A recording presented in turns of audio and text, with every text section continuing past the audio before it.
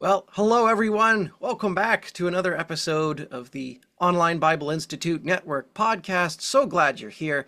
My name is Douglas Laws. With me are my dad, Pastor Steve Laws, and the birthday boy, Pastor Brain. He's turned 31 today. So make sure you wish Pastor Brain a happy birthday in the site-wide activity for extra credit. We, we, we, we have a great time at this podcast. We go over our sermons that we do at Keys Vineyard Church. That's where two of us work. And we're in the series Kingdom Incarnate, Part 8. And it's been great. We're going through the Gospel of Mark right now, Dad. And last week I got to speak. That was great. We talked about Jesus walking on the water. This week, you're looking more into the man born blind. So why don't you kind of give us the behind the scenes into this sermon that we're about to hear this weekend. And I think you might have said Mark, and we're looking at John. John, did I? Okay, I'm sorry. The Gospel of John. Yeah. I So was reading Mark just earlier. to avoid confusion. We're in the Gospel of John. This is unedited. You're getting raw. And Yeah. what was it, a couple weeks ago? We were correcting each other. So thank you for correcting me there. It's my pleasure. Yeah. I've got a lifetime of experience. Yeah, right. That's Yeah. Well, I just didn't want people looking at Mark for these things. no, we're in John. Yeah, we are. And then actually, when we've got this week and next week in John, when we're going to look at the raising of Lazarus next week, and then I think we'll be shifting into. I've just been watching you do whatever that was. I was chewing gum. I had saw lunch that. and my mouth was like, oh, I don't feel like doing a podcast right now. So I needed a little bit of that. But yeah, thank you also for pointing that out. Well, just because it was right in front of me, so I was just I couldn't. I was like trying to ignore it, and I'm like, Sorry. Yeah, we're very comfortable in a Zoom he's acting room. like we're on radio instead of TV. I know. This will be an audio only podcast episode this week. Yeah, so we're diving into John 9 with the man born blind. I think I touched on it in the last podcast that I've been thinking about it as the big difference for me going through it this time is really thinking about the how the man born blind is really a representation of all of us, other than Jesus. We're born spiritually blind, and that the only way to be able to see is with Jesus, right? He's the only one that can fix it. And it sort of, I think, deepens that whole story, and brings us to the idea of when we sort of think about sin, we have this cause and effect sort of thinking that we, instead of kind of connecting with the bigger thing, is it's us just choosing to do our thing instead of God's. We want to make levels of it, and we want to, how did this happen, and whose fault was it, and and the reality is, it's just always gets back to us thinking we know more than God somehow. So I think it's more the level of action or whatever. It really gets back to, we do things because we want to instead of what we should be doing. And that the whole big change that needs to happen is that we want to start operating in the world the way that Jesus did, and really begin to see like he did, and think like he did, and then uh, cooperate with Holy Spirit so those changes take place in us over time. And that you can't do that with cause and effect thinking. You get stuck there because you'll miss the bigger point of trying to figure out this and the level of that, and is this okay, and well, can this one do that, and that's never the issue. The issue is, which tree are you going to find life in, and sort of, if you can narrow that down, that begins to help. One of my favorite things in this story is the way the man born blind, how he kind of ultimately sees Jesus, and the levels of changes that go on in his life. And I'm just scrolling down so I can catch them all in my notes.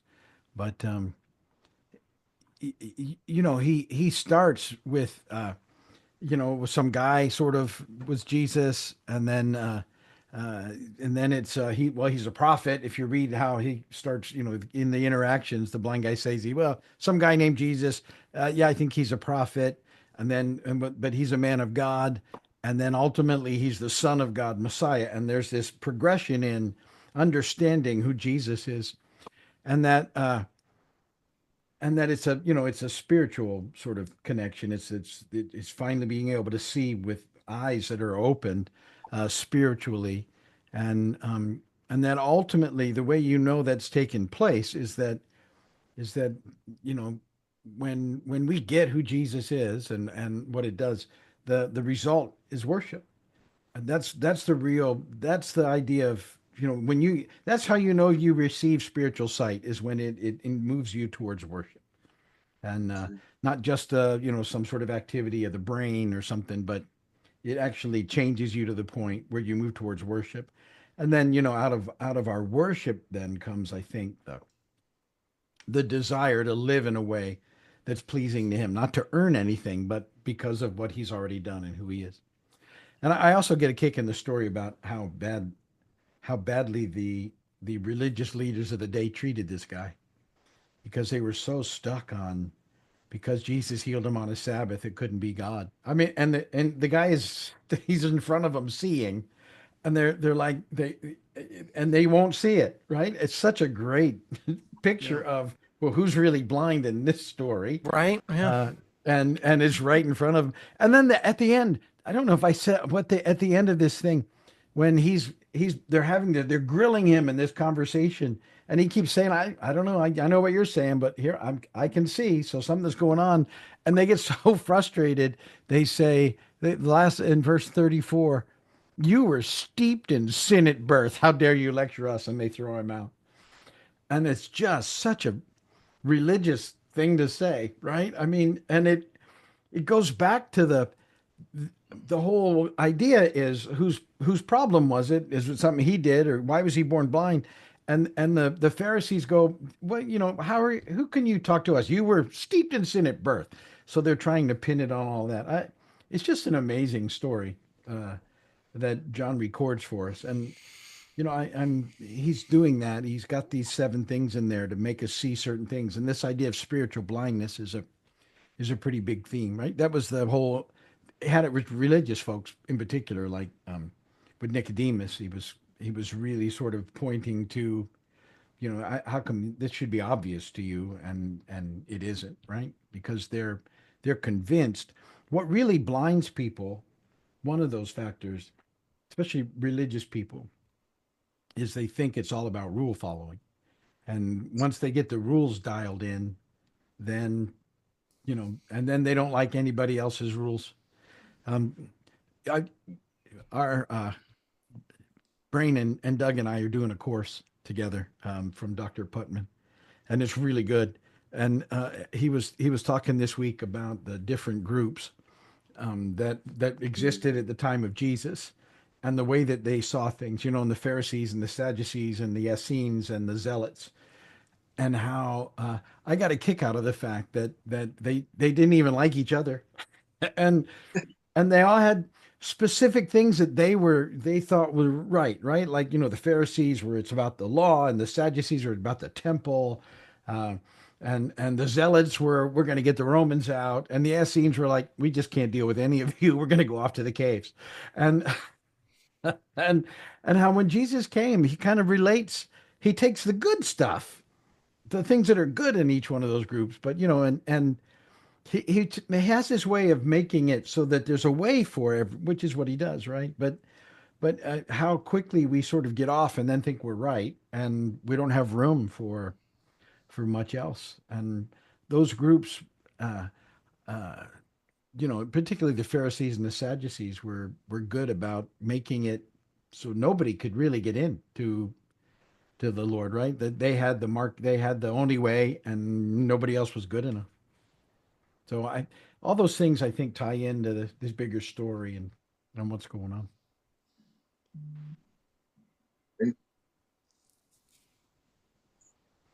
I paused so one Yeah. of you could say something. Yeah.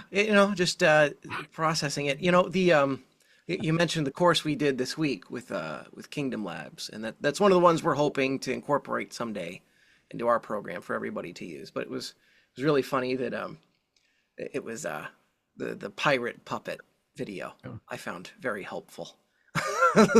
And the fact that he would use something for kids ministry, but it's like we don't think of those different groups uh so often as like not liking each other. We sort of get the term Sanhedrin for all of them and just kind of lump them in the same box, but they all had different things, and they all, some of their points were valid too.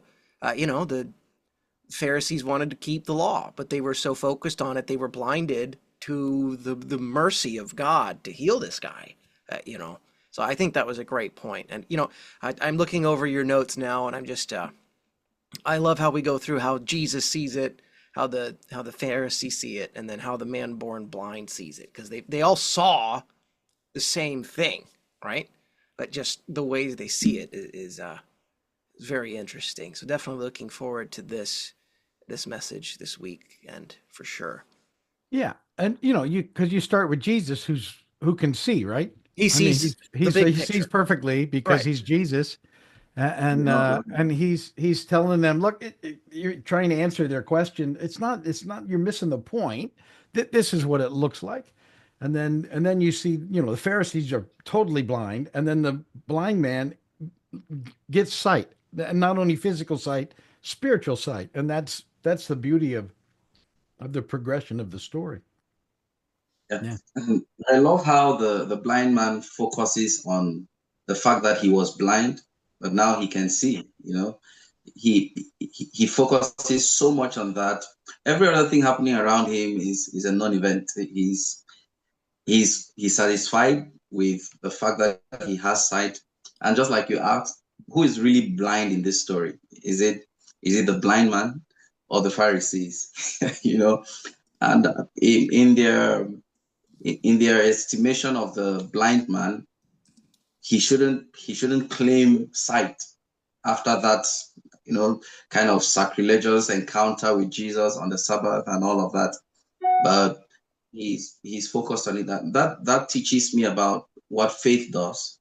When our faith sees God, when we see God in faith and understand what he can do for us, every other thing sort of find their place, and we focus on the one thing that matters. And that brings me to something that is very common with us. And just like you said in the notes, I'm looking at it now.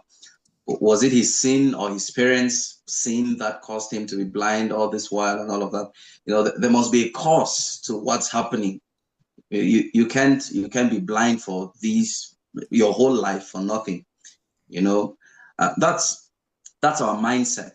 You must do something for something evil to happen to you, and consequently, you must do something for something good to be happening.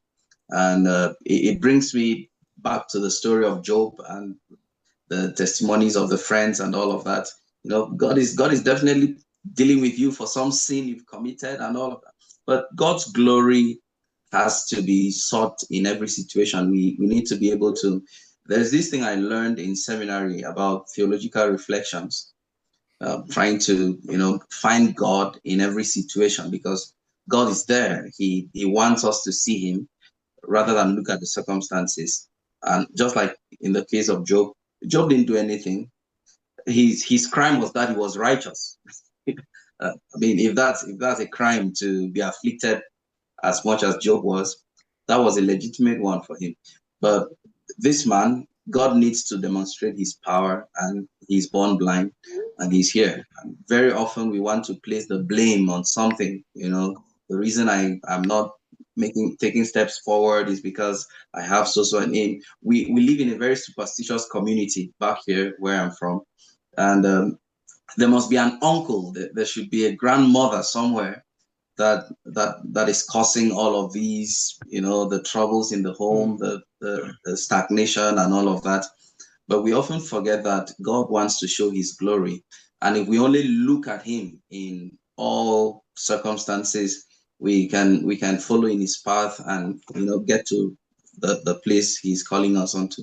So I think I'm looking forward to this. there will be more coming, and it's wonderful. It's great. I'm trying to reflect a lot about the blame game thing that we do, cause and effect thinking.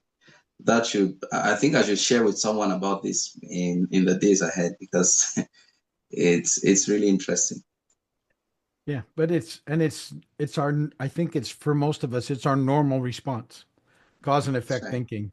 And or and beyond that, how does it impact me is another big, we tend to think that first a lot of times before we do anything else. So all those things sort of get brought up. I just think it's fascinating to watch all this going on. We're gonna next week, as I said, talk about the John 11 and Lazarus, and when Jesus brings him back, and what that means. And I think I have some pretty interesting stuff to talk about.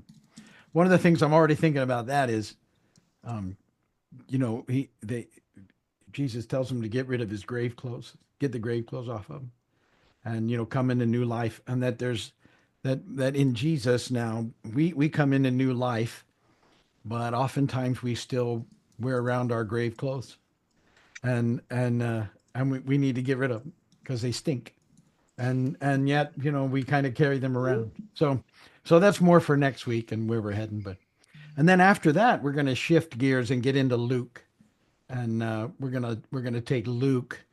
Um, so John is really helping us to see Jesus.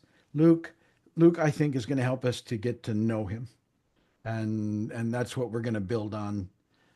Because when I started this particular series, I said really in it, it's about seeing and knowing Jesus, and so we'll run through Luke all the way up through Easter. Um, is the plan. So you have an active something going on over there, Doug, because it keeps going whoop Are whoop you hearing my text tones? every Oh, single I'm one. so sorry. That's funny. I really got to turn Do Not Disturb on. I didn't know those were going through. Oh, there's another one. There's another one. Yeah, yeah. Okay, yep. So anyway, um, oh gosh, I don't know how to turn it on It's my okay. laptop. Yeah, We're cool. we're running this one down, so it's all right. Oh, here we go. There's actually a focus mode where you could make it, and it just did it again when I turned that on. That's hilarious. So yeah, I make think sure when you're on your doing your courses that your Do Not Disturb mode is on. Yeah. But we all fall short and make mistakes. So I thank you for your covering of grace for mine. And like Dad said, next week gonna be good. So we've got one more in John, is that right? Where we talk about Lazarus and then we move on to Luke. Yeah. So Yeah. now are you gonna do Mark after Luke? Or are you kind of going through the Gospels? No, I'm not going to do all four gospels. Okay. You know the Matthew, Mark, and Luke are reasonably similar, different viewpoints, but a lot of the same material. John is sort of quite a bit different. So I thought I would do John and then just pick one of them, or else we could spend the whole year in there. And I want to, after Easter, I want to jump into the middle of that series is about kingdom tension Mm. and how Jesus has come and what the difference that make. The kingdom is here, and then that next series will be so how do we live in this tension now, waiting for him to return. And I want to talk about the kingdom of God, and I got some fun stuff. And then the last series will be the last couple of chapters in Revelation. So I'm looking forward to all of that. The new creation and really sort of painting those pictures and all the hope that we I'm have. looking forward So to Revelation. yeah. So then once so now we have a 2-year foundation. That was the plan. Um, then we'll start going back and we can pick. I can go back and get the stuff that I missed, or I can go do spots, and because it obviously can't cover the Bible in 2 years. But we have these 8 sections now, and so we can go back and dig into it. Okay, we're going to go back to this section and really dig in, or something like that. So that's the plan. That's a great plan. Yeah. It's been good stuff. So yes, to everyone, thank you so much for participating in this. So thankful for you. Keep doing your courses. And like I said, it was Brain's 31st birthday today. He chose to spend it with us doing a podcast. So tell him happy birthday, all that good stuff. And we will see you next time. So everybody, thank you See ya. All right. Happy birthday, Bring. Bye. Yeah. Thank you. Thank you.